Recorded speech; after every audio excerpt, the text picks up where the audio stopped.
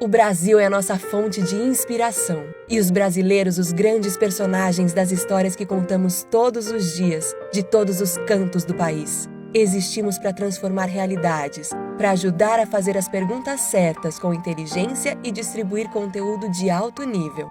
Vamos além das notícias. Cobrimos, reverberamos. Tudo para chegar na intimidade de cada história. Histórias que nos revelam, nos aproximam e nos mudam. Investigamos acontecimentos relevantes com detalhamento. Analisamos as diversas faces que compõem todo e qualquer fato. Alcance com profundidade e responsabilidade. Como fazemos? Com diálogo, informação e opinião forte, respeitando a de cada um, refletindo a diversidade que nos faz brasileiros. Somos um canal de troca e interatividade. Saber primeiro, entender melhor. Criar juntos conteúdo para todas as audiências. Nosso propósito é fortalecer a sociedade democrática com jornalismo confiável. Acreditamos na interdependência da sociedade e das instituições. Ajudamos a transformar o Brasil porque nossas histórias mexem com as pessoas. E não é isso que fazem as boas histórias? Somos agentes de mudança e mudamos junto com o país que traduzimos. Inovação é cotidiana. Estamos todos conectados. Somos Brasil. Somos o nosso ontem, o hoje. E estamos comprometidos com o nosso amanhã. Somos Globo. A Bayer é especialista em ciências da vida e está presente na vida de todos. Quer ver? No campo, onde João planta nossas sementes, até chegar nas refeições da Ana. Nos cuidados da pele da Laura com Bepantol. No polivitamínico Natelli que a mãe do Joaquim toma. Nas soluções de saúde feminina usadas até ela se sentir pronta para a maternidade. E na casa do seu José, evitando a entrada de insetos. Estamos sempre aqui para te oferecer o melhor. Porque se é Bayer, é bom. Muito boa tarde, pessoal, tudo bem? Meu nome é Renan Júlio, sou repórter de Pequenas Empresas, Grandes Negócios e de Época Negócios. E está começando agora o nosso painel Oportunidades e Desafios da Transformação Digital. Primeiro, queria agradecer a Bayer, patrocinadora dessa live, e, claro, agradecer a participação dos nossos convidados, um timaço que está aqui hoje, e de todo mundo que está aqui nos assistindo. Ao longo dos próximos 45 minutos, uma hora, a gente vai conversar sobre como as startups podem aproveitar as oportunidades da transformação digital das grandes empresas. Um tema que esquentou muito no último ano e que deve esquentar ainda mais nos próximos tempos.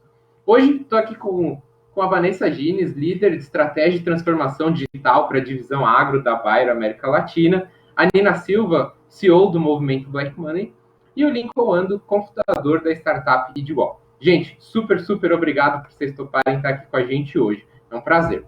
Mas antes de começar a conversa, pessoal, eu queria que vocês se apresentassem brevemente para quem está nos assistindo. Então, contem um pouquinho da trajetória de vocês, o lugar que vocês ocupam hoje, e aí depois a gente se aprofunda aí nessa nossa conversa. Vanessa, você pode começar, por favor? Claro, Renan. Primeiramente, muito obrigada aí pela mediação no evento. Obrigada, Nina. Obrigada, Lincoln. É um prazer estar com vocês. Olá a todos, boa tarde. Todos que estão nos assistindo. Eu sou Vanessa Gines. Sou uma apaixonada por tecnologia, essa quando é aplicada para o bem, né, para facilitar aí a nossa vida, a vida da sociedade como um todo. Eu sou formada em Ciências da Computação, e atuo nessa área há mais de 20 anos já, implementando projetos na área de tecnologia e transformação tecnológica. Hoje eu ocupo um cargo de líder de transformação digital na Bayer, faço parte aí do time de Life Hub, o primeiro hub de inovação da Bayer, e é um prazer de novo estar aqui com vocês. Demais, a gente que agradece, Vanessa. E Nina, passa a bola para você agora, por favor, conta um pouquinho. Bom, prazer estar com vocês, Lincoln, Vanessa, Renan novamente, e novamente aqui na PEGN. Eu fico muito feliz de poder estar sempre representando aí esse mundo das startups, também de negócios de impacto social. Então, obrigada pelo convite. Eu sou CEO e uma das fundadoras do movimento Black Money e do The Black Bank, que são plataformas para a autonomia da população negra a partir do empreendedorismo, tecnologia, finanças e comunicação, né, com esse protagonismo da comunidade negra no Brasil, que nós já sabemos que é uma maioria. Trabalho na área de tecnologia há 21 anos, comecei como consultora de sistemas IRP e depois migrei para open sources e como profissional de digital e transformação, também toda a parte de governança e gestão de grandes times de projetos internacionais. E essa expertise, né, ao longo dos últimos 3 anos, eu venho colocando e também aprendendo e desenvolvendo dentro do nosso hub de iniciativas. É um prazer enorme para mim ter esse bate-papo aí com profissionais também tão experientes e que certamente vão me ajudar ainda mais nos desafios atuais que todos nós temos e não sabemos quais são os próximos passos, né? Eu acho que é muito importante a gente começar assim, né? Qual é o próximo passo na transformação digital? Essa é a pergunta mais vaga que existe. Então, a gente está todo o tempo aprendendo, espero aprender muito no painel de hoje. Pô, com certeza. Eu que diga, viu? Eu que estou mediando aqui os craques, para mim é o momento de aprender. E Lincoln, vamos lá, conta um pouquinho sobre você, sobre a Edwall. Claro, primeiro, muito obrigado a todos pelo convite, é um prazer estar aqui com vocês. Meu nome é Lincoln, sou fundador e CEO da Edwall. Também venho de uma carreira de tecnologia, programa desde os 12 anos de idade, fiz computação na Unicamp, especialização fora, e hoje atuo como CEO da Edwall. O que a gente faz é ajudar as empresas no processo de onboarding, né, ou seja, de cadastro de novos usuários, fornecedores ou parceiros, evitando fraudes de identidade, automatizando o processo e evitando riscos, né, e atendendo compliances como KYC e anti-money laundering. Então, é um pouquinho do que a gente faz e vai ser super legal debater com vocês sobre transformação digital. Boa. Bom, gente, acho que vocês perceberam, né? São protagonistas aí desse movimento, dessa revolução que tem acontecido nesses últimos anos de transformação digital. Então, eu acho que a gente tem a oportunidade aqui de se aprofundar muito bem. E para quem está assistindo, queria lembrar, gente, se vocês tiverem perguntas para o pessoal, mandem aqui nos comentários onde você estiver assistindo. A gente vai tentar reunir. Eu vou um pouco para frente reunir essas perguntas e direcioná-las para a turma, mas não deixe de fazer, participa aqui com a gente, compartilhe um pouquinho, eu acho que vai ser bem legal. Mas já que a gente quer se aprofundar, eu acho que é legal a gente dar um passo para trás e pensar de uma maneira um pouquinho mais básica do que é esse tema transformação digital. Então eu queria que vocês falassem, de forma mais geral, assim, o que esse movimento pode trazer de oportunidades para as startups. E claro, se vocês puderem citar alguns exemplos que vocês passaram, com certeza vocês que estão aí sabem muito bem como isso está acontecendo. A gente pode começar com você de novo, por favor. Bom, vamos lá. A transformação digital, Renan, eu penso que existem várias oportunidades aí para as startups, né? Eu prefiro dividir a transformação digital aí em 2 blocos, basicamente, né? O primeiro bloco, que eu chamo um pouquinho de o bloco da sociedade, do agricultor, daquele consumidor final, né? Que busca experiências melhores, agilidade e novas formas de consumo. Acho que esse é um bloco que está exigindo bastante transformação digital. O outro bloco, que eu acho também bastante importante, é o das grandes indústrias, né, o qual a Bayer pertence também, né. Essas grandes indústrias, a gente está buscando constantemente inovação, soluções digitais que tornam os nossos processos mais eficientes, que nos tornam mais competitivos, e no final dessa linha, né, na chegada, é também para oferecer uma melhor experiência para os nossos clientes, né, então acaba aí unindo com o primeiro bloco que eu tinha comentado. E eu acho que as oportunidades para as startups, elas estão divididas aí, são inúmeras, né, e não está ligada a um bloco apenas, né? Eu acho que tem startup que está focada em atingir o maior número de pessoas, né, na grande sociedade, mas tem startup também que está focada nos 2 lugares, e não existe certo ou errado, né? Eu acho que faz parte da estratégia da startup também focar nas grandes empresas. Eu acho que o Lincoln pode trazer um pouquinho mais disso, que eu acho que é o foco da Edwall também, né? Mas falando um pouquinho sobre a Bayer aí, como grande empresa, né?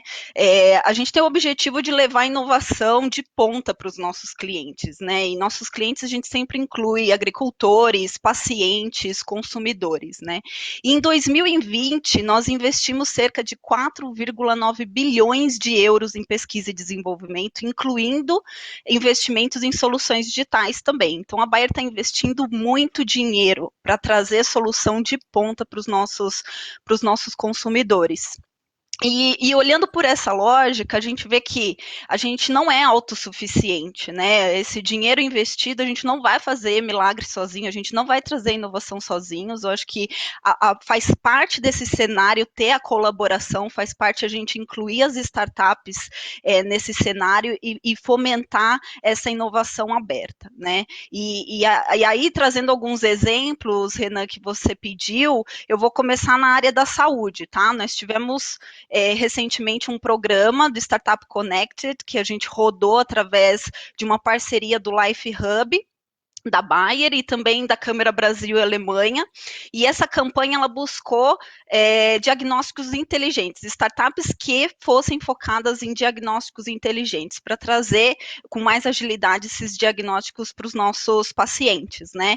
E nesse programa a gente envolveu mais de 34 startups no início, a gente selecionou 5 delas, e no final foi selecionada uma aí, o qual a gente está fazendo parceria, estamos aí aprofundando um pouquinho na prova de conceito deles, testando, aprendendo a cada dia, para daí sim a gente resolver escalar, que foi a Mindfy, foi a nossa escolhida ali nesse programa do Startup Connected.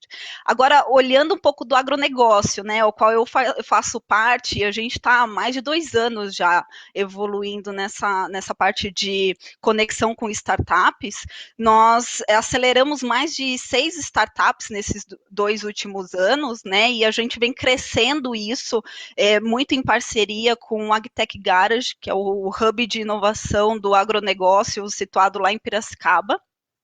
E depois que a gente acelera essas startups, a gente tem 2 caminhos na companhia, né? E essas startups podem seguir esses 2 caminhos. O primeiro deles é se conectar no nosso marketplace, o chamado Orbia, né? O primeiro marketplace aí do agronegócio no Brasil.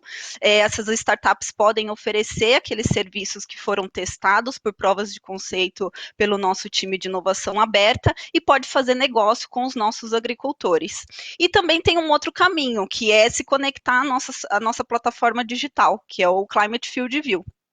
Isso acontece com bastante frequência também, porque a gente agregue e traga digitalização aí para o nosso agricultor, agregue bastante valor para ele. E trazendo nomes aí de startup, a gente teve a Connected Farm, né? A Connect Farm, ela está participando hoje do nosso programa de carbono Bayer, né? Então ela está fazendo pilotos com a gente, está participando dessas provas de conceito, e ela também está conectada hoje ao Field View. Legal. Se eu pedir algumas oportunidades, já vieram várias, né? E aí, Nina, vou passar a bola para você. O que você acha que a transformação pode trazer aí de oportunidade para esse ecossistema? Bom, é muito bom, né, escutar grandes empresas e como que hoje, mesmo como a gente chama os grandes sharks, né, empresas aí bem posicionadas, elas estão muito atentas às oportunidades e fazendo fomento e desenvolvimento de startups como competidores, né? Eu costumo usar esse termo, né, de não pautado em competição, não pautado em concorrência, pautado em colaboração. Até mesmo quando você acha que ali tem uma concorrência, o processo ele é competitivo. E a transformação digital é quem propicia isso, né? Se a gente for pensar na transformação digital dentro dessa indústria 4.0, né, a gente precisa entender aí as movimentações ao longo dos últimos séculos de todas as indústrias. Então, quando a gente chama de revolução industrial, a gente está movimentando a economia, a política, a sociedade. E hoje, né, a gente ter aí, e aí só fazendo um contexto histórico, né, para o pessoal, a primeira revolução industrial todo mundo sabe, a segunda, né, de vaporização, a segunda mais pautada ali na ciência, petróleo, né, toda essa parte de eletricidade também. A terceira revolução industrial, ela já faz gradativamente a mudança do mecânico para movimentações digitais. E a quarta revolução industrial já é essa indústria do conhecimento a partir das tecnologias digitais. Estarmos inseridos e termos o celular na mão o tempo todo gerando dados e transformando a sociedade, a política, determinando a eleição. Então, a gente precisa olhar as startups como pontes, né, quase que agentes de todo o que possibilita até mesmo grandes empresas a fazerem essas movimentações de maneira mais rápidas, né, que possibilita quem nasce hoje se tornar grande em relevância, se tornar grande em transformação, independente do tamanho do seu ativo, que era algo que ditava, né, poder, que ditava mercado há alguns séculos não, mas algumas décadas atrás. Então, se a gente for ver um ecossistema e entender que hoje as empresas verificam que são stakeholders dentro de um ecossistema maior. Eu costumo chamar isso de Open Ecosystems, né? Não roubem o meu termo, ainda não patenteei. Mas as pessoas falam muito de Open Bank, de Open Everything, de Open Systems, mas para mim é de Open Ecosystems, que estamos sim em ecossistemas, não que exista um ecossistema só, mas cada vez mais os ecossistemas se retroalimentam, dialogam e criam oportunidades. E as startups são as que vêm numa estrutura mais enxuta, num mindset, numa mentalidade que já nasce para o sistema de caos que é a sociedade 5.0 que a gente vive hoje, que é uma sociedade das incertezas, que é a sociedade da antifragilidade. Então, a possibilidade, né, quando o Taleb o autor traz a questão do antifrágil, é para a gente entender que não é o forte. O antifrágil não é o antagonismo do que é forte, e sim do que é adaptável e do que utiliza de momentos de transformação para crescimento. E isso eu vejo o porquê as startups ganharam o protagonismo que ganharam e hoje são peças fundamentais até mesmo para grandes sharks. E trazendo exemplos, eu posso trazer propriamente o exemplo do movimento Black Money, completamente diferente do que a gente está falando aqui. Durante a pandemia, no início, primeiro ano da pandemia, né? Ainda estamos, infelizmente, durante a pandemia. Mas no primeiro ano de pandemia, nós criamos um auxílio emergencial. E esse auxílio emergencial só foi possível de auxiliar 400 famílias com R$ 1.800, que foram R$ 600 durante 3 meses. Só foi possível porque nós coletamos as doações online, né? Nós fizemos toda a campanha, todo o brand, toda a comunicação com grandes empresas e tivemos uma empresa doadora, e aí já deixo aí para a BAE e para as empresas que quiserem estar conosco no segundo momento agora do Impactando Vidas Pretas, que é o nosso auxílio para mães negras solo e afroempreendimentos. A gente não acredita em não trazer renda básica também para negócios, para pequenos negócios. A gente precisa trazer essa subsistência. Isso só foi possível por conta do digital, isso só foi possível porque nós tivemos parcerias, né, com toda o The Black Bank, com o Social Bank, criou um cartão Vale Presente,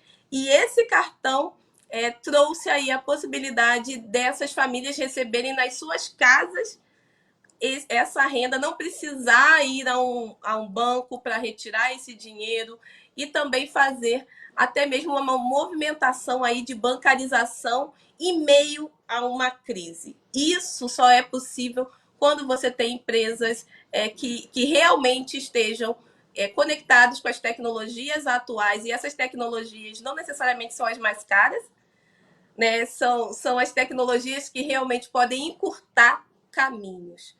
E para mim as startups, principalmente esse caso do The Black Bank, do Social Bank, traz visivelmente uma transformação social, um momento, né, difícil da nossa sociedade e uma transformação porque muitos destes negócios se mantiveram abertos e ainda foram digitalizados durante a pandemia a partir do nosso marketplace, que é o mercado Black Money. O mercado Black Money nasce com 30 lojas, esses 30 lojistas, todos negros e negras, em março de 2020, não era por conta da pandemia, é um marketplace já pensando nessa ideia de marketplaces como serviços financeiros e um processo de ecossistema muito maior de fortalecimento do empreendedorismo negro no Brasil. Então, a gente tinha um protótipo de 30 lojas rodando. Quando chegou a pandemia, rodamos uma pesquisa com nosso catálogo de 5.000 afroempreendimentos e 85% estavam não faturaram em março de 2020. E aí a gente falou, gente, para tudo. Joga todo mundo para dentro do marketplace e a gente dá um jeito e a gente vai, né, a roda girando, a gente vai consertando a roda. E isso só é possível por conta dessa facilidade, não vou dizer facilidade, mas dessa acessibilidade a tecnologias que apenas, né, o conceito, as empresas que têm o mindset de conceito de startups conseguem desenvolver. E hoje nós estamos aí com 850 lojas fizemos onboard de uma a uma, né, auxiliando com SEO, auxiliando o posicionamento estratégico dentro da página, fazendo também com que esse auxílio que alguns receberam, eles pudessem também pagar contas dos seus empreendimentos ou até mesmo investir em insumos. Então, para mim, é um grande case, uma grande felicidade hoje de termos esse projeto dentro de casa e estamos aí abertos para os próximos capítulos para impactar o maior número ainda de famílias negras que precisam. Muito legal, Nina. E, enfim, você usou palavras-chave, né, da inovação, né, que é cocriar, né, até achei bacana que você já conversou com a Vanessa. Acho que a ideia é essa, viu, gente? A gente não está no mesmo lugar, infelizmente, mas, por favor, todo mundo se fale aqui. A ideia é realmente ser essa troca. E, Lincoln, você tem um olhar, acho que, de ponta, né, que elas colocaram aqui. Queria que você falasse um pouquinho desse seu lado de startup. Legal. Bom, só para complementar rapidamente o que já foi falado perfeitamente pela Nina e pela Vanessa, eu acho que as startups, elas ajudam as empresas a inovarem de forma mais rápida, né? Então, quanto maior você vai ficando, você acaba ficando um pouco mais lento em algumas áreas específicas, principalmente as que não são o seu core. E logo, isso é oportunidade para as startups entrarem e ajudar essas empresas a inovar. Então, um exemplo que eu dou é que, às vezes, as grandes empresas confundem transformação digital com digitalizar processos, né? Então, tem um exemplo que eu trabalho muito com bancos e eu sempre dou. As pessoas acham que, a partir do momento que você tem um processo de cadastro em uma agência, para você substituir aquilo, o que você tem que fazer? Um formulário e a pessoa preenche aquele formulário e agora está online e logo é digital, né? E, na verdade, não é bem assim. Quando você vai para o mundo digital, você tem que mudar a forma com que você está acostumado de fazer negócio. Então, por exemplo, né, se você pegar um formulário de um banco que foi digitalizado, ele vai ter lá campo, nome do pai, nome da mãe, data de nascimento, documento, data de expedição do documento. É um formulário com 4 páginas que você tem que preencher 80 campos para conseguir abrir a sua conta. Depois daquele formulário preenchido, vai para um back-office para ser analisado, demora de 5 a 10 dias, e aí você vai conseguir abrir sua conta. Quando a empresa ela faz o processo de transformação digital, ela percebe que a experiência do usuário tem que ser alterada e os sistemas que ela copla ali devem servir para algum propósito específico, não é simplesmente você ir para o digital. Então, ao invés de, por exemplo, você pedir todos os campos do cadastro, você pede uma foto do documento, que já é sua obrigação por lei de coletar esse documento, e aí você consegue extrair essas informações de forma automatizada e validar aquele documento para evitar fraude. E a partir disso você já faz automaticamente os compliances, né, de prevenção à lavagem de dinheiro, de conheça seu cliente, e a conta do seu cliente é aberta em 2 minutos ao invés de 15 dias. Então, muitas empresas, às vezes, têm essa ideia de que, uma vez que eu estiver em um canal online, eu estarei digital, o que não é necessariamente verdade, né? Então, tem outro exemplo também dos documentos brasileiros, né? Não sei se vocês já tentaram usar a CNH digital de vocês para abrir uma conta, não dá. Por quê? Porque o governo, quando ele foi pensar no processo de documento digital, ele falou, se é um documento que está dentro do celular, ele é digital. Mas não é bem assim, né? Porque você precisa ter interoperabilidade de sistemas, você precisa pensar em como isso vai se conectar com as empresas do ecossistema, né? Como a Nina trouxe.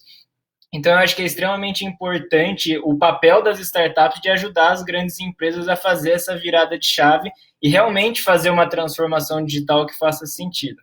Então, abre muito espaço para inovação, e aí, através de programas de Open Innovation citados pela Vanessa, isso pode casar muito bem ali as necessidades das grandes empresas com as inovações que as startups trazem.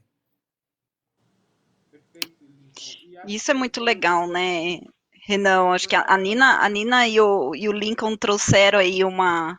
Desculpa, eu te interrompi, mas só para fechar aí, só trocando, já que você nos convidou para bater esse papo, eu acho que o que a Nina trouxe no começo de trocar competição por cooperação, colaboração, é exatamente como a gente vê isso dentro da Bayer também, na inovação aberta, né? A gente, de repente, pode surgir uma startup ali que está, entre aspas, ameaçando o nosso negócio com uma ideia disruptiva. A gente quer colaborar com ele, a gente quer aprender, a gente, quem sabe, conectar as nossas soluções digitais também, né? Porque, por um lado, a gente tem um grande conhecimento do nosso negócio, uma grande bagagem, que eu acho que isso pode agregar muito valor para a startup também, né? E, por outro, a startup tem essa agilidade, né? Essa forma diferente de fazer as coisas acontecer, que muitas vezes nas grandes organizações não é tão ágil assim, né? Não é tão diferente assim. Então, acaba sendo um complemento, e isso é muito legal, é muito fantástico. A gente assistiu na Bayer alguns casos aí, que depois eu posso até percorrer em alguns exemplos, só para não me estender, mas a gente viu que essa colaboração, essa conexão, ela gerou muita coisa boa, né? Gerou o que o Tomé fala do AgTech Garage, né? A conexão gera inovação, e é pura verdade. Quando você começa a conectar as diferentes partes, independente se eles estão competindo com você, você acaba gerando algo melhor. E quem é beneficiado? A sociedade, né? Os nossos clientes, o agricultor, no caso da Bayer, os pacientes. Então, é muito positivo, é um movimento que só é positivo, né? Perfeito. E eu acho que foi o gancho, e por favor, me interrompam o tempo todo. Acho que foi o gancho perfeito para uma pergunta aqui, que já casa. A gente está recebendo um monte de perguntas já até. Eu vou até tentar casar com uma que a Fabiana Sanches fez aqui, com uma minha de agora, que é numa questão mais prática, assim, e quase que educativa, para aproveitar que a Pegni e a Época Negócio falam tanto com esse fundador de startup. O que uma startup deve fazer para embarcar nessa onda? Como ela se prepara para realmente abraçar essas oportunidades? E aí, acho que, Vanessa, você pode começar. E aí, depois a gente passa para a Nina e para o Lincoln. Claro.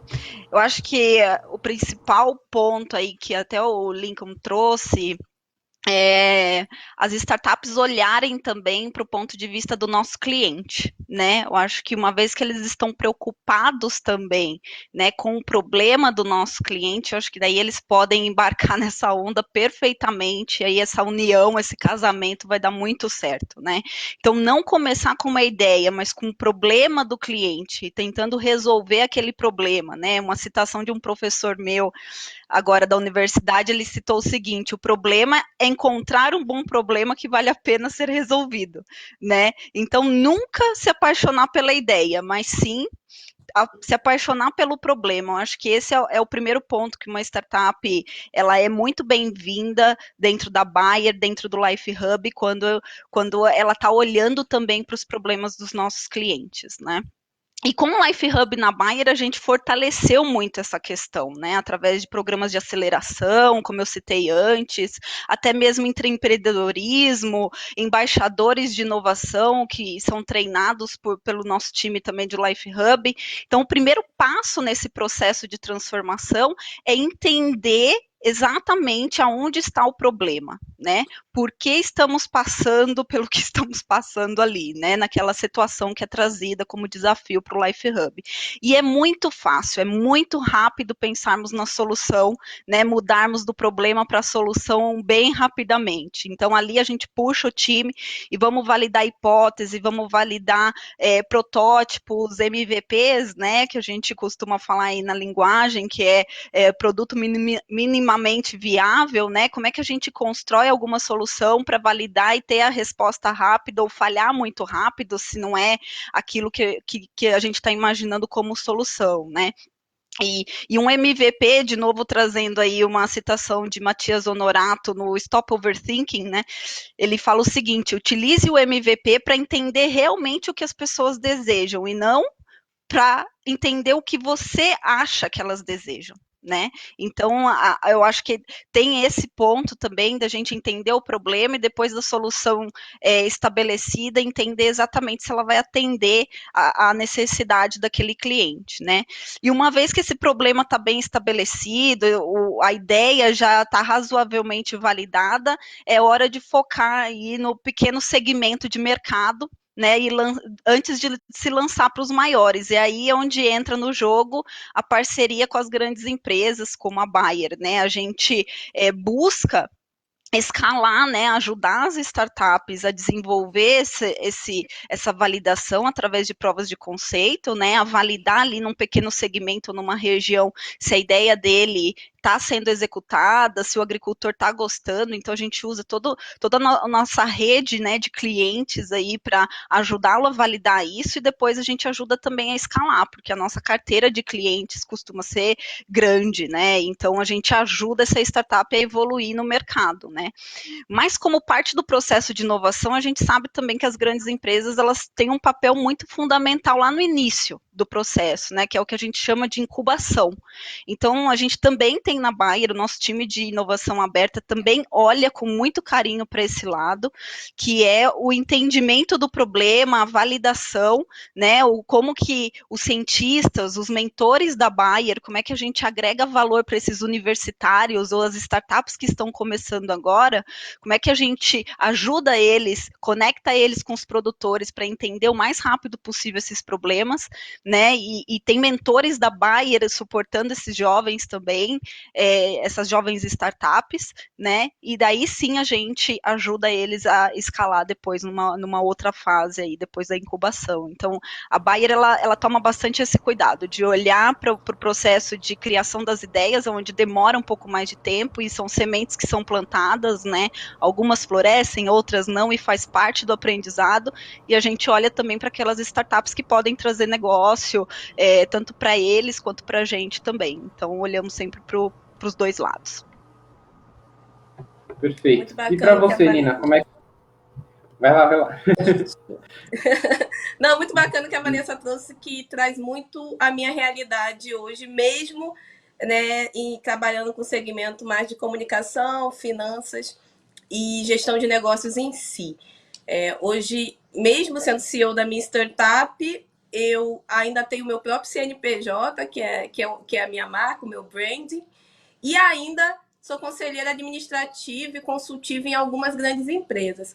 E também para o governo. Meio, parece assim, nossa, a gente é de uma era, né?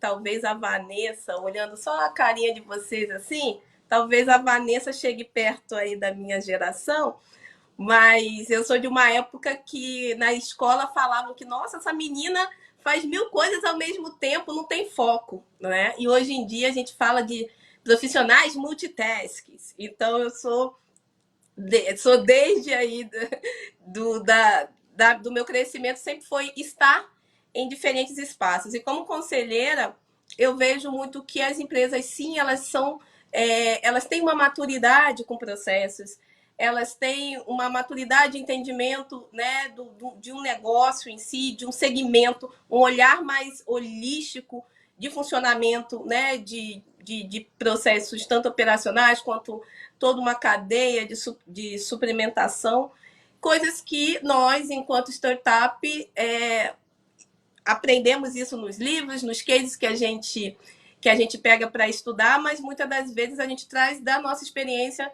enquanto carreira, de profissionais, e não tem o tempo, né, de ter toda essa experimentação. Então, é quase aquela coisa do hospedeiro, né? Um é hospedeiro do outro e está ali se alimentando e desenvolvendo. E a importância que eu vejo hoje, principalmente quando eu vou dialogar nos conselhos de administração, é que eles falam, vocês conseguem falar com o público que a gente muitas vezes não consegue falar na mesma língua. Né? Vocês estão muito mais perto, além dessa transformação mais rápida, de serem enxutos, nós conseguimos trazer em maior ou então em melhor volume pessoas diversas para dentro das nossas dos nossos organismos, dos nossos times. E aí esse aprendizado, como a Vanessa trouxe, do errar rápido para errar barato, ele também traz a questão de quando nós temos dentro de casa uma comunicação o problema a gente sente também, porque o problema está nas pessoas, está no mercado que a gente quer atingir, e essas pessoas estão dentro de casa, as startups conseguem sentir essa dor muito mais forte, de uma forma muito mais verdadeira. E aí auxilia também nesse processo, né, das empresas voltarem os seus olhares para essa transformação em ecossistema, e não somente para os seus processos, as suas necessidades, o segmento que eu atuo. Hoje, a questão das waves, né, dos mercados em waves, em ondas, você vê que grandes empresas hoje do Brasil em sua maioria, já são marketplaces, independente do segmento que elas estão. Né? Grandes empresas de varejo se tornaram empresas no ramo financeiro. Então, isso é a gente ter ou profissionais e também conexão com o ecossistema de startup para poder ampliar esse horizonte. E a startup que quer aproveitar essa movimentação precisa olhar para dentro desses segmentos, principalmente esses segmentos que não conseguem se mover tão rapidamente, mas precisam, senão vão cair na obsolescência.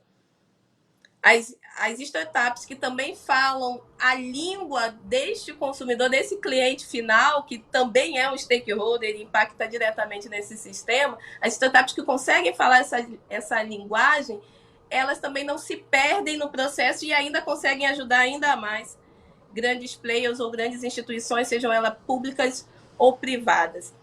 E as startups precisam cada vez mais olharem as movimentações, não só da tecnologia em si, mas das dinâmicas sociais. E essas dinâmicas sociais vêm e aí dentro, novamente, da área financeira, vem com um Pix sendo lançado e validado durante uma pandemia, né, e atingindo, e tem aquela coisa, a gente foi, né, atingir toda a população bancárizada, a gente não está falando de ir aos poucos ou fazer uma transformação em determinados setores, em determinadas camadas.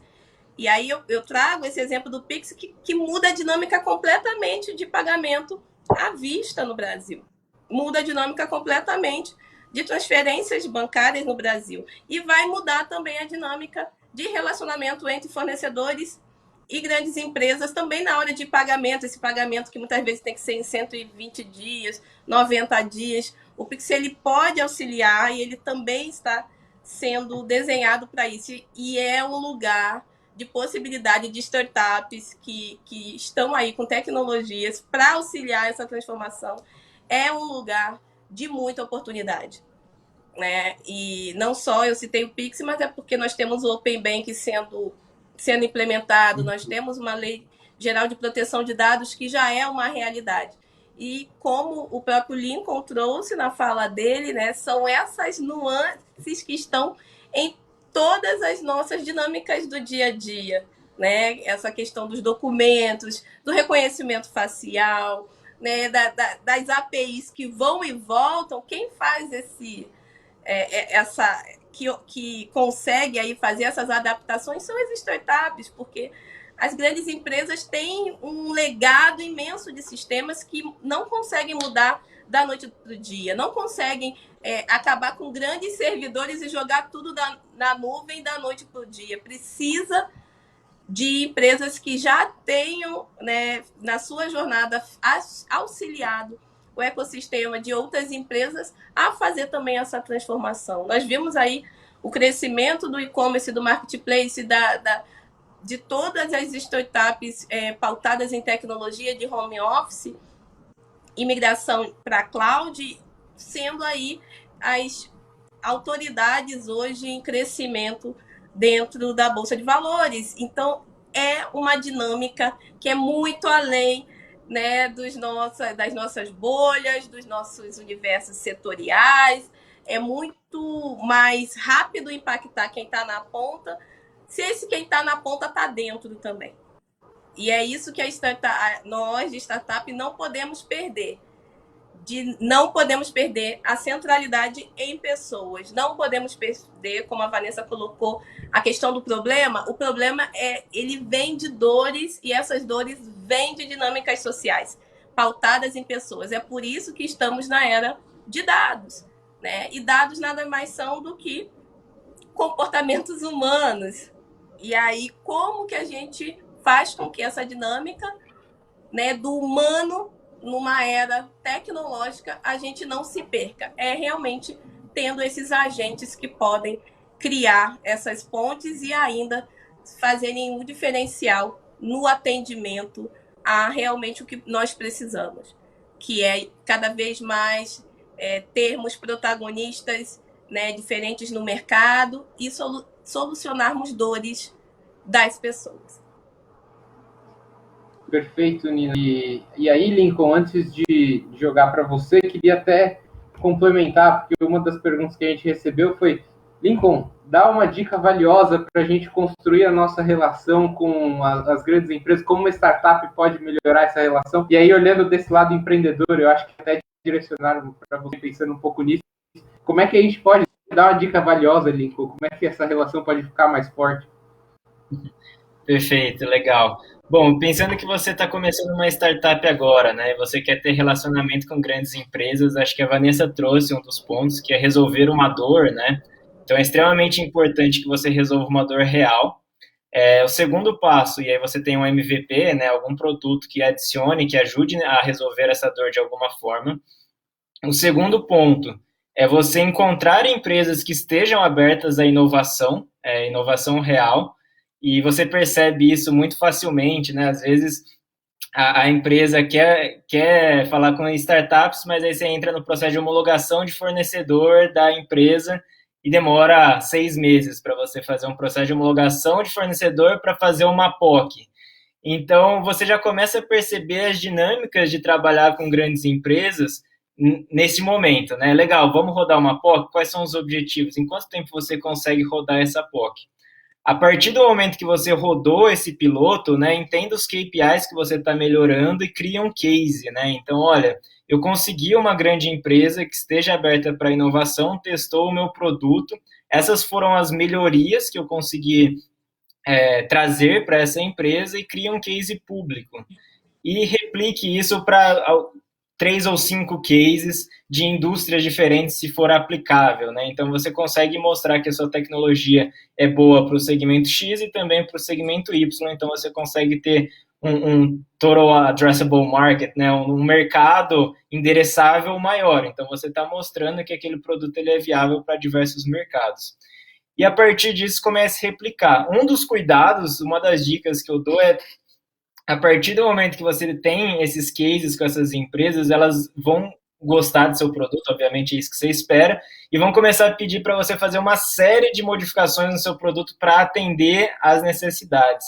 E aí é um cuidado muito grande que os fundadores de startups têm que ter de não personalizar demais o produto bruto para uma empresa específica, né? Eu acho que vale você trabalhar junto com empresas, mas você tem que pensar, isso é replicável para outras grandes empresas?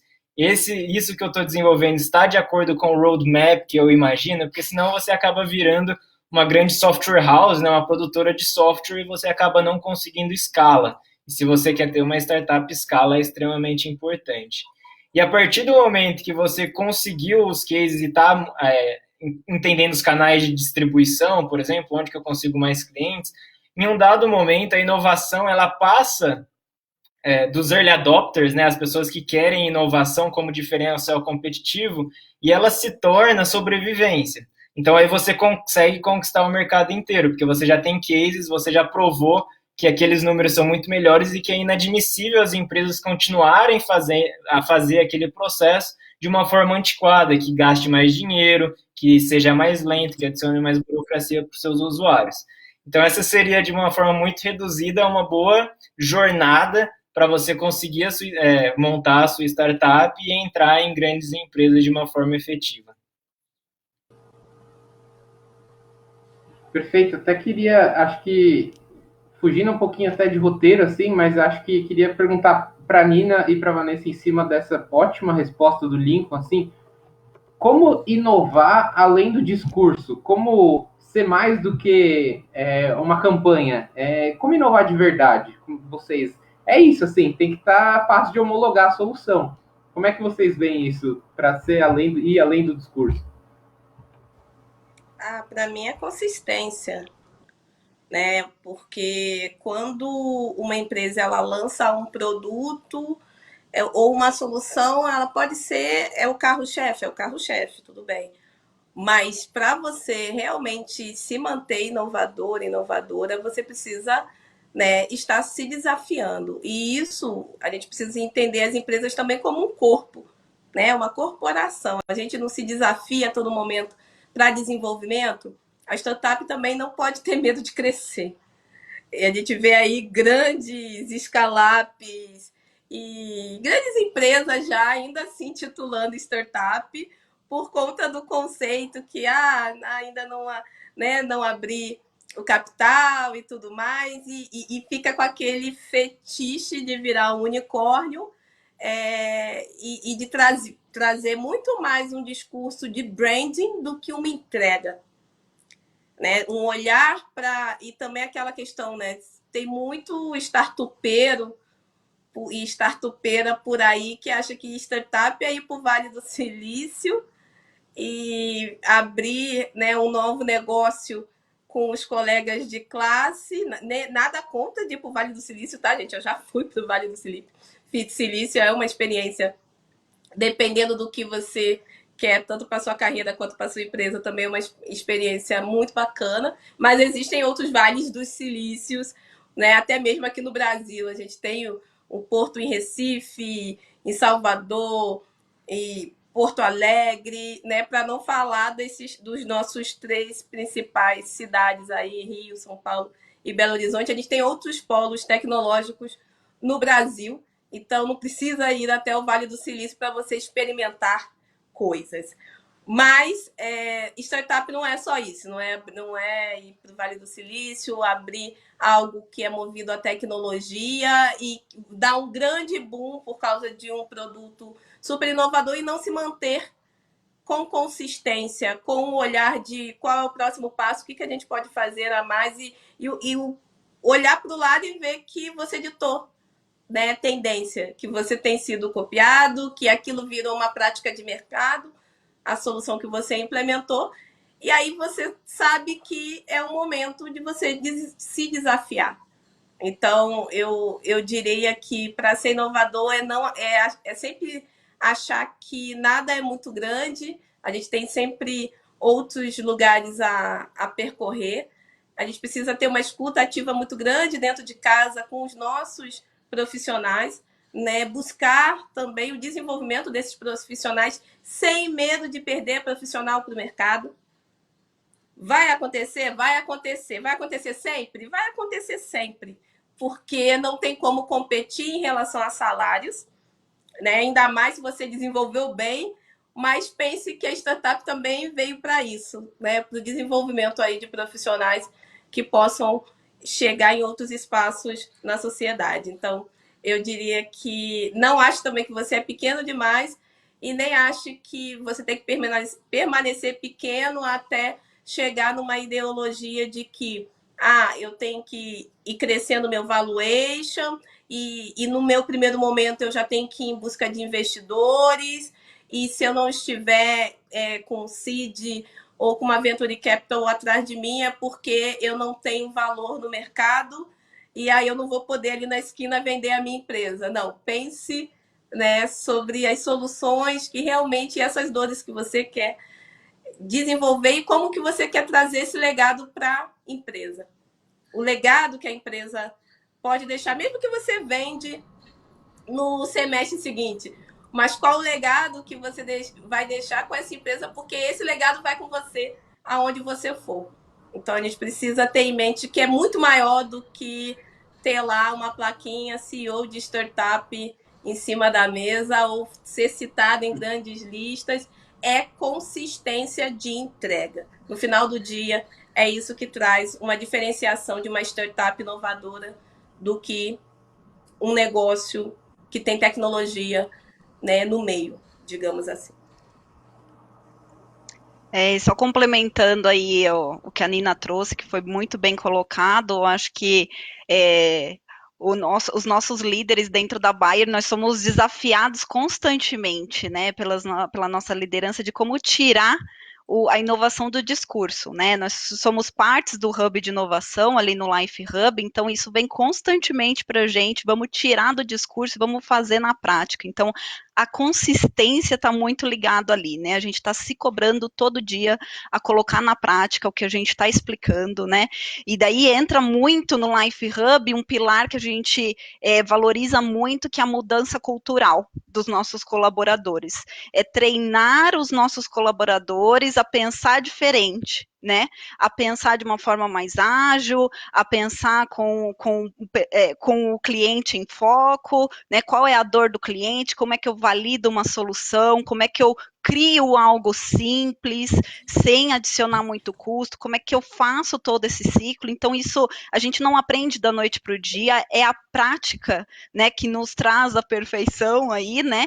Então, a gente olha muito para isso e para o lado prático, como é que a gente faz esse negócio acontecer, né? Uma vez que a gente capacitou o nosso time, que a gente falou, que a gente tenta mudar a mentalidade, como é que isso funciona na prática, e daí a gente olha muito inovação aberta, né, como um habilitador dessa prática, trazendo startups para dentro do nosso ambiente ali. Infelizmente, durante a pandemia isso não é possível, mas logo será. E aí as startups trazem muito esse mindset, né, e a gente quer misturar aí o time Bayer com as startups para a gente trazer soluções bacanas, né. Eu acho que além da gente ter esse olhar prático no Life Hub, a gente também no segmento do agro, a gente viu isso como uma oportunidade para trazer, e a gente viu isso que era necessário trazer isso estruturado, né? Então a gente criou uma área que a gente batizou de digital e novos modelos de negócio, que tem exatamente esse propósito 100% do tempo. Ali é onde a gente tem conectado as nossas ventures, né, de novos modelos de negócio. Carbono é uma das ventures que está conectada ali. A nossa plataforma digital, o Climate Field View, também está ali nesse digital e novos modelos de negócio, e inovação aberta ajudando essa galera a inovar, né, trazendo startups para se conectar tanto com novos modelos de negócio ou na nossa plataforma digital. Então a Bayer buscou de forma prática como é que ela estrutura esse processo de inovação, né, como é que ela traz isso no dia a dia 100% do tempo para esse time, mas a gente sabe que formar times isolados, a gente acaba criando silo, né? E a inovação não acontece com isso. Então, o Life Hub vem para complementar essa parte, né? Trazendo toda a parte comportamental e toda a parte de aceleração e prática que a gente comentou aqui. Só para complementar, né, a Vanessa e a Nina, desculpa, é super importante que as mudanças nas grandes empresas elas venham top-down, né? E esse top-down às vezes pode exigir reestruturações da empresa para que as pessoas fiquem com essa nova mentalidade de inovação, de ser mais ágil, às vezes menos conservador em alguns aspectos, e a equipe de transformação digital, a equipe de inovação tem um papel fundamental para ajudar a empresa a fazer isso. E sobre o ponto da Nina também, né, eu vejo muito empreendedor que ele fica muito focado no termo startup, ele fica muito focado, às vezes, até se definir por hypes, né? Eu sou uma empresa de blockchain, eu sou uma empresa de AI, e usa as buzzwords, né, as palavras que estão sendo mais faladas naquele momento, para justificar a inovação, mas isso não é inovação, né? Como a gente falou lá no começo, inovação é resolver problema. E resolver problemas você pode fazer através do uso de tecnologias disruptivas e do uso de tecnologias tradicionais ou até sem tecnologia, né? O mais importante é resolver problema. Não adianta colocar buzzwords, hypes no seu nome, no nome da sua startup, se ela não resolve um problema real, ela não vai ser inovadora. A tecnologia pela tecnologia já deixou há muito tempo de ser algo realmente importante, porque ela não traz avanços para a sociedade de uma forma concreta, né? Tecnologia, no final, é uma forma da gente conseguir progredir a sociedade de alguma forma. Então, se você só está usando essas palavras-chave para, enfim, aumentar a valuation, né? É engraçado que você coloca algumas palavras, seu valuation necessariamente aumenta, mas não cair nessas tentações, né, que são extremamente importantes para gerar inovação real. Perfeito, Lincoln. Gente, 57 minutos se passaram, nem parece. Então, assim, a gente recebeu muitas perguntas, eu queria fechar com uma do público, fechar com essa do Vanderlei Silva Santos. E o Fabiano tinha mandado uma muito boa, mas que foi respondida por vocês em uma das respostas. Mas queria fechar com essa do Vanderlei, e aí depois a gente vem para uma conclusão geral nossa. Acho que serve para todos vocês. Como as startups brasileiras que nascem ágeis e disruptivas reagem diante de uma burocracia, um sistema fiscal que não se ajusta para a inovação. E aí, enfim, acho que vocês têm exemplos práticos de que há formas de dar a volta nesse cenário todo. Enfim, quem puder começar, fica à vontade. Eu queria falar sobre esse tema porque hoje eu sou conselheira do Tribunal de Contas da União. Sim, não é cargo público, nem recebo por isso, mas eu sento na cadeira de transformação digital. Então, imagine, né? A Nina vindo de onde a Nina vem, com as ideias e atuações que vocês conhecem, né? Pelo menos um pouquinho, falar sobre inovação e transformação digital para soluções dentro do aparato estatal de cada estado federativo. É muito desafiador. Nós temos profissionais de inovação no governo. Eu posso dizer que, né, quando eu falo governo, o Tribunal de Contas da União especificamente tem profissionais de inovação e transformação digital.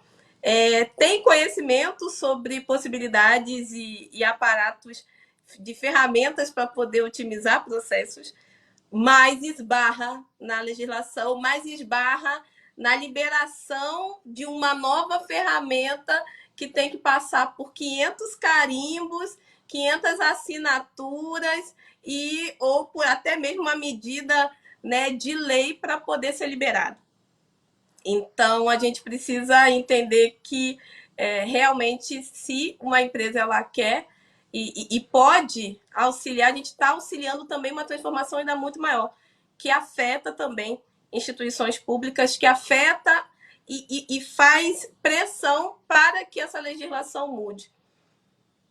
Então, a gente vê hoje, né, um Banco Central legislando sobre o Open Bank, e isso é a prova direta de que sim, é possível, só que é muito mais uma movimentação da nossa pressão enquanto sociedade e da pressão das empresas enquanto, olha, eu quero acelerar, eu quero crescer, eu quero trazer novas coisas, mas vocês estão bloqueando aí o caminho com tanto tributo, com legislações que não estão trazendo, né, um impacto específico. E aí, falando, só para complementar minha fala, eu queria dizer que nós que somos da indústria 2.5, somos os que mais sofrem também em relação a essa não legislação da indústria 2.5, né? De não termos o setor de negócio de impacto social legislado no Brasil.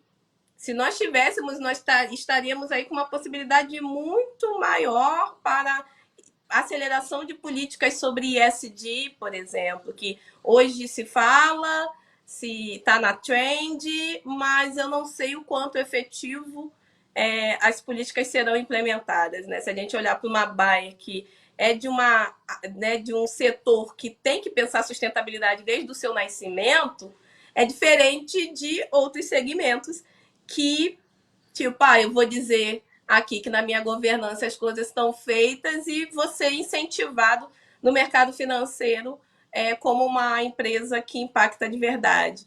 E como que a gente faz realmente a regulação sobre essas questões?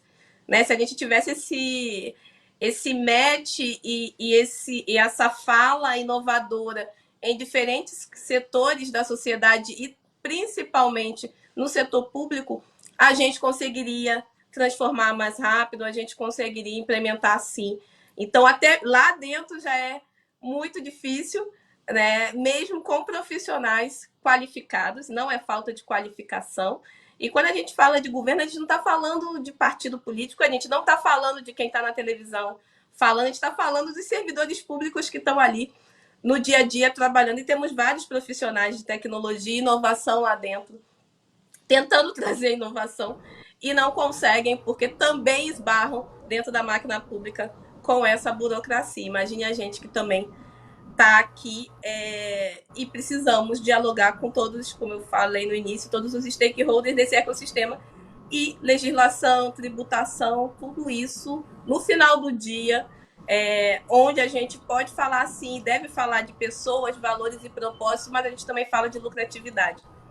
Então, nesse final do dia também, a gente precisa contrabalancear e entender que, poxa, eu poderia ter dado muito mais passo à frente se eu tivesse tido o meu caminho um pouquinho mais, com menos obstáculo, com menos buraco do que eu estou tendo que enfrentar por conta de uma legislação específica ou falta de legislação.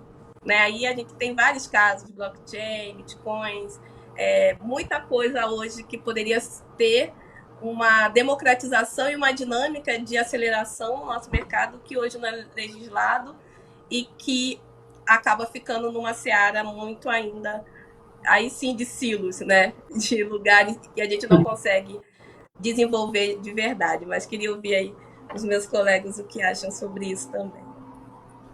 Eu acho que, só para resumir um pouquinho o que você trouxe também, Nina, e eu tenho esse ponto de vista também, que a gente tem um grande papel aí nos órgãos governamentais, né? Eu acho que a gente, como sociedade, né, fazer essa pressão para que essas mudanças aconteçam, a gente tem como fazer isso, a gente já se descobriu fazendo em alguns momentos e isso deu certo, a gente só precisa se unir, né? Eu acho que também tem o outro lado, que é a mudança cultural, e daí a Nina está fazendo um papel aí muito legal de conselheira, né? E isso é um trabalhinho ali, né, passo a passo, ele leva tempo, né, então essa mudança cultural é também necessária, assim como em grandes empresas como a Bayer, precisa flexibilizar, precisa, os líderes, né, no caso aqui os governantes, eles precisam entender quais são os benefícios que essa transformação vai trazer e que essa mudança de legislação para flexibilizar um pouco mais a entrada das startups também pode trazer. Então, eu acho que tem esses dois papéis, né, e eu concluo aí trazendo a nossa força aí como sociedade para fazer isso mudar, né. Eu acho que a Bayer também, como grande indústria, também tem um grande papel quando a gente descobre ali alguma oportunidade de desenvolver algum conceito novo ou trabalhar um pouquinho mais na legislação, né, para entender exatamente como é que a gente consegue oferecer um serviço dentro dentro dele, eu vou trazer aí o projeto de carbono, né? A gente constrói parcerias, né? Não existe nada conceitual ainda construído que é um playbook que você pega um livrinho de receita e implementa e faz o carbono acontecer. Mas qual está sendo o papel da Bayer, né? Se associar aí com o Embrapa, por exemplo, para trazer metodologias de medição, de sequestro de carbono, como é que a gente pode fazer esse negócio do crescimento aí, dessa pegada do ESG que a Nina trouxe, como é que a gente pode fazer esse negócio realmente acontecer e trazer um benefício para o nosso cliente também, né? Eu acho que a gente pensa aí nos dois lados, né? O benefício ambiental e o benefício para o nosso cliente também. E a Bayer está muito comprometida com isso. E uma parte dos investimentos que a gente tem ali, que eu mencionei, de 4,9 bilhões de euros, está conectado total a essa parte de sustentabilidade, de responsabilidade social, né? A gente traz muito isso no nosso discurso e na nossa prática também. Legal.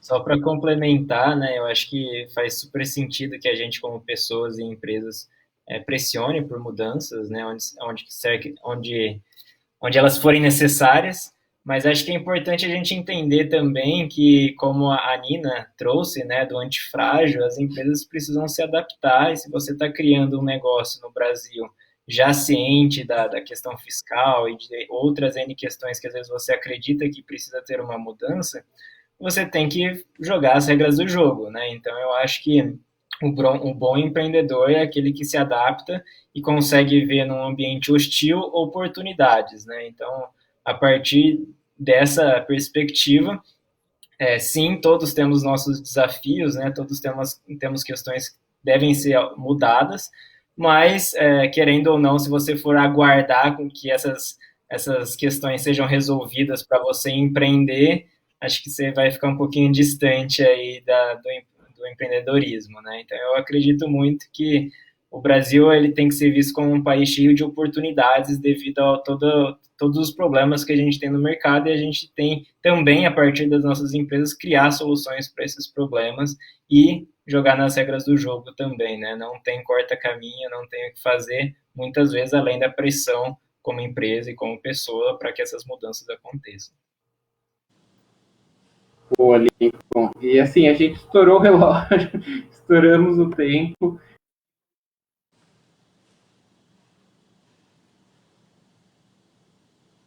Para a consideração final, para o agradecimento, mas mesmo valeu demais, gente.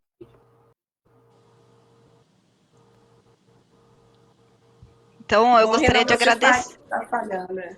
É que o Renan tá falhando, a gente não sabe. Falhou um pouco, eu também. Achei que eu estava falhando aqui. Desculpa, será que eu voltei? Voltou, Renan, tá tudo certo. Bem no final, né? Podia, né? Mas é isso, gente. Queria agradecer e dar um espacinho para vocês.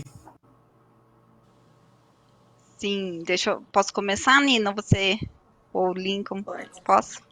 Bom, eu gostaria de agradecer aí a rica troca que a gente teve aí, Nina, Lincoln, Renan. Muito obrigada, Renan, pela excelente mediação, foi muito produtiva, eu gostei bastante dessa 1 hora, passou voando realmente, né, foi muito legal. E aqui eu gostaria de deixar, antes do meu tchau, um convite para as startups que querem se conectar à Bayer, né, para oferecer soluções de saúde e nutrição. Se conecte com a gente nessa missão, né, de saúde para todos e fome para ninguém. A gente aguarda vocês lá no Life Hub, enquanto estamos virtual, ligue para a gente, entre em contato, que estamos aguardando aí para fazer grandes negócios, porque a gente acredita que você e a Bayer é bom. Um grande beijo, pessoal. Muito bom, Vanessa. Obrigada, Vanessa, Lincoln, Renan, pela troca. Eu sabia que ia ter grandes aprendizados, saiu bem mais rica aqui também de esperança, né? E dessa possibilidade de colocarmos todo o background que a gente tem diário, cada um dentro da sua área, cada um dentro do seu segmento, conseguir, né, focar e trilhar um caminho. Eu queria muito deixar uma mensagem para os startupeiras, grandes empresas, grandes líderes, profissionais que estão em desenvolvimento também, né, sociedade civil como um todo. A gente está nessa era que é essa mensagem da transformação digital, de tudo, né, dados o tempo todo, tudo na palma da nossa mão. E muitas das vezes a gente se perde nesse caminho por conta de muita coisa, né, de muitas oportunidades, até mesmo em meio à crise. Então, precisamos de foco e lucidez. E lucidez naquilo que a gente realmente tem como objetivos enquanto empresa, enquanto profissionais, enquanto pessoas, né? Precisamos fazer a jornada do conhecer, né? Um caminho a trilhar, mas também do autoconhecimento. E isso não nos perdermos no caminho. A gente pode mudar o caminho e voltar, né? Pivotar, também explorar outros espaços, outros lugares e outras posições, mas não se perder nesse caminho. Então, foquem o conteúdo de vocês, desenhem, planejem a trilha de conhecimento que vocês precisam para poder estar sempre ativos e em crescimento com o negócio de vocês. Se conectem com grandes empresas, mas também se conectem com o ecossistema como um todo, com outras startups que podem fazer trabalhos de collabs e processos até mesmo, né, de quem sabe vocês chegarem por um outro caminho a também se tornarem grandes empresas. E um convite a todas as pessoas a conhecer o Movimento Black Money, o nosso site, movimentoblackmoney.com.br, onde tem todos os nossos projetos, desde educação a serviços financeiros. Conhecer também o mercadoblackmoney.com.br, com as nossas 850 lojas. Então, só lojistas negros, mas quem é negro e não negro da luta antirracista deve ter a intencionalidade de auxiliar, né, segmentos que precisam desse auxílio. Então, a gente faz muito, né, a hashtag Compre Preto, venda para todos. Então, todo mundo é muito bem-vindo, bem-vinda ao Mercado Black Money. Seguir a Nina Silva, perfil nas redes, né? Estou aí em todas as redes e, principalmente, chamar aí as outras startups que queiram se conectar com os nossos projetos, chamar as grandes empresas que queiram, sim, discutir desde diversidade a transformação digital e ainda também transformar a sua cadeia de suprimentos. Hoje a gente está com 2 processos em 2 grandes empresas, P&G e Macro, auxiliando a diversidade da sua cadeia de suprimentos, né? Eles terem mais fornecedores negros e também auxiliando na capacitação desses fornecedores. A gente está aqui para fazer essa transformação, para impactar vidas pretas, seja com projetos sociais, seja também no nosso braço de negócio de impacto social, mas sempre com o objetivo único de autonomia e uma sociedade mais justa para todas as pessoas. Então, é o meu convite, seja parte da revolução, seja uma agente transformadora da sua vida, mas também da vida de outras pessoas. Legal. Só queria agradecer também a todos. Foi ótimo o bate-papo, todo mundo que nos assistiu também. Obrigado pela companhia e pela audiência. Só queria reforçar, né, um pouco do que eu comentei, que a gente falou muito de transformação digital, mas é extremamente importante entender que inovação pode ser feita por todos, né?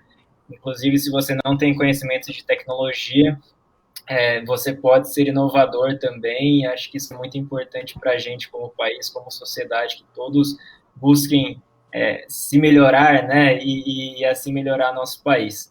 Então, se vocês tiverem mais interesses em conhecer um pouco do que a IDWall faz, estou super à disposição nas redes, nosso site idwall.co. Obrigado, pessoal.